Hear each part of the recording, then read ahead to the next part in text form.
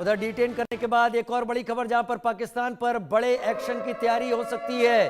श्रीनगर पहुंचने वाली वही टीम जो सर्जिकल स्ट्राइक जिसने की थी उरी अटैक के बाद, इसी टीम ने सर्जिकल स्ट्राइक की थी। शाम 6 बजे सीसीएस की बैठक होगी और इसमें कोई बड़ा फैसला होगा।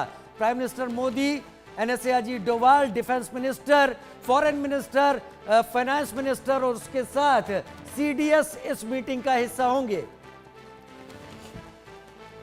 और हमारे साथ हमारे मेहमान बने हुए हैं, लेकिन हमने आपके सामने जिक्र किया जिस टीम ने उरी में सऊदी के बाद सर्जिकल स्ट्राइक की थी, वो सर्जिकल स्ट्राइक जो थी उसने भारत को एक एज दी थी और यह बताया था कि भारत अपने एडवर्सरीज के खिलाफ किसी भी दूरी तक और कहीं भी पूरी तैयारी के साथ जाकर मार कर सकता है और वार कर सकता है। इंडिया न्यूज ने उसी टीम के साथ बात की है, उसके अंश आपके सामने।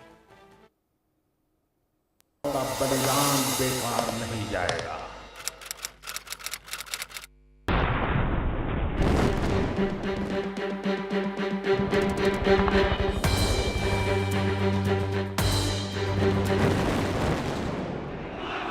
Any officer, set our knee, even to the peril of my life.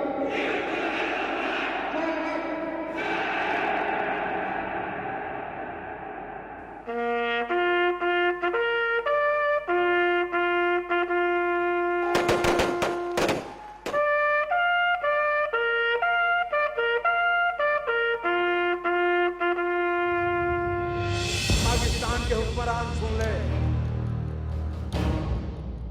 हमारे 18 जवानों का बलिदान बेकार नहीं जाएगा।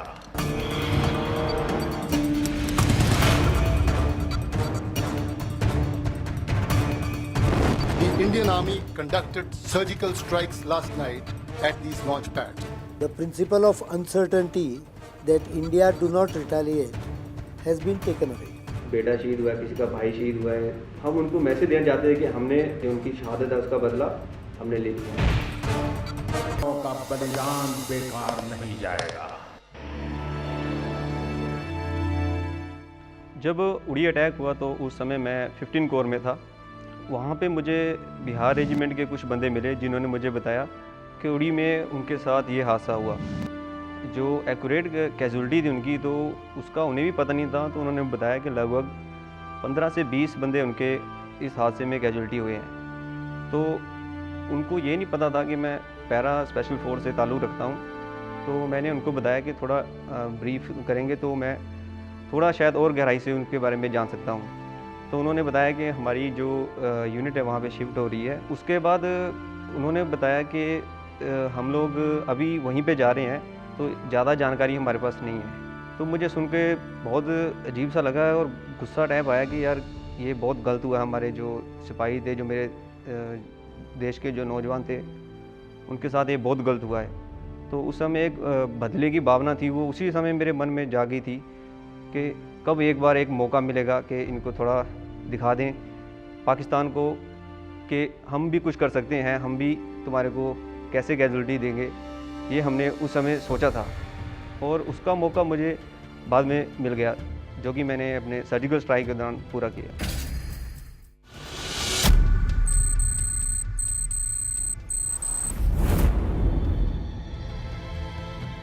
उड़ी में जब अटैक हुआ था तो उस टाइम मैं भी वहीं पे था। जो वहाँ का सिचुएशन था और जब हमने अपनी कैजुअलिटीज़ देखी तो हमारे अंदर एक अलग टाइप का गुस्सा था।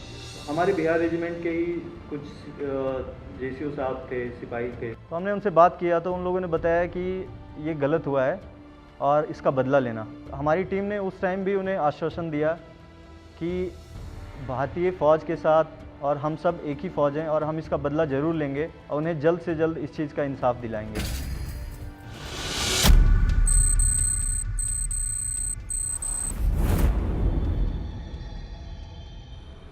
उन्होंने कुछ हटके किया था और वो मतलब एक ख़तरनाक सीन था, तो इसलिए एज ए एसएफ सोल्जर ये लगा कि नहीं, अभी हमारे एक समय आ गया कि हम इन पाकिस्तानियों को कुछ ना कुछ सबक सिखाएं।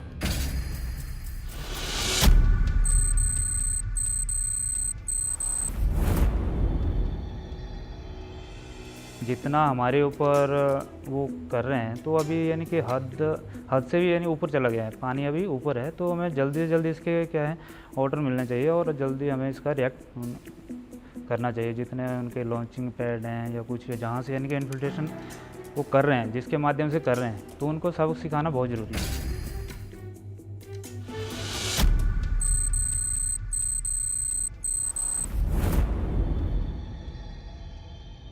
हमने ये सारा हादसा हमने टीवी में देखा, तो जब उन शहीदों की हमने फैमिलियों को रोते हुए देखा तो एक दिल में कांटा सा चुभा कि इसका बदला लेना किसी भी प्रकार।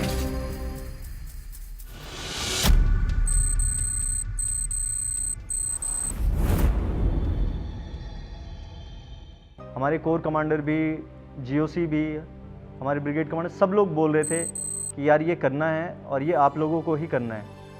तो ये हमारे लिए जो फेथ हमें हमारे ऊपर वो दिखा रहे थे, तो ये हमारे लिए सबसे बड़ी मोटिवेशन की चीज़ थी। जो वहाँ का एटमॉस्फेयर देख के लग रहा था बातचीत करके कि अब की बार जो होगा वो बहुत बड़े पैमाने पर होगा और काफ़ी इलाकों में होगा। हमारे सारे सीनियर ऑफिसर्स आए, हमारे चीफ साहब भी आए थे, हमारे आर्मी कमांडर और जितने भी बड़े अधिकारी लोग थे सब लोग आए हुए थे। उन्होंने उसी टाइम उन्हें बताया कि